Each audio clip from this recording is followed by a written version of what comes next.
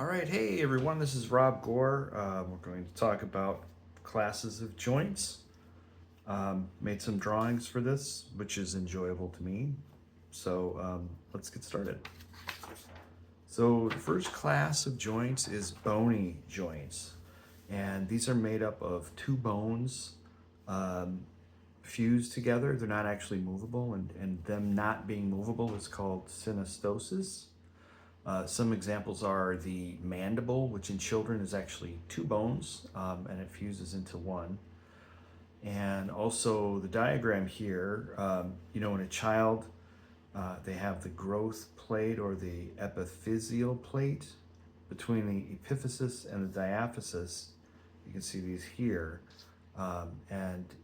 It's originally a cartilaginous joint, but it eventually ossifies into adulthood and turns into a solid bony joint or just solid bone. So that's bony. Next we have fibrous joints, and these joints are held together with short fibers of collagen, and they don't allow very much movement. And there are three types. First is the sutures type.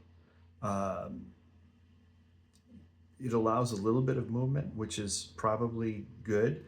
These are the types of joints that are in between the bones of the skull. And, I think that probably helps absorbing shock and things like that. I got hit in the head with a baseball bat when I was 10, and I'm guessing it probably would have been worse if I didn't have these suture joints between the bones of my skull that allowed it to flex a little bit. The next type is the gomphosis joints, or these little strands of collagen that hold your teeth in place in your mandible or maxillary bones. And then finally, the syndesmosis fibrous joints. In this case, we have these are a little longer, so they allow a little more movement. And I'm showing it here between the ulna and the radius bones of the forearm, antebrachial. That's fibrous. And next we have the cartilaginous joints. And there were two types in the PowerPoint lecture. We have the symphysis type and the synchondrosis type.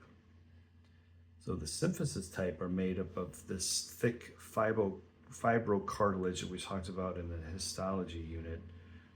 This is really strong stuff. So these joints are under a lot of pressure and weight, so they have to be strong. Here we have intervertebral discs. They're holding, the vertebra together. Interpubic disc. So this is holding the pubic bone together, which is probably under a lot of stress. So they have to be very strong. The other type is, we talked about this earlier, the synchondrosis type. So this is again with the epiphyseal plates growing in children. They start off as cartilaginous joints and they become ossified when they become adults, and they turn to bone.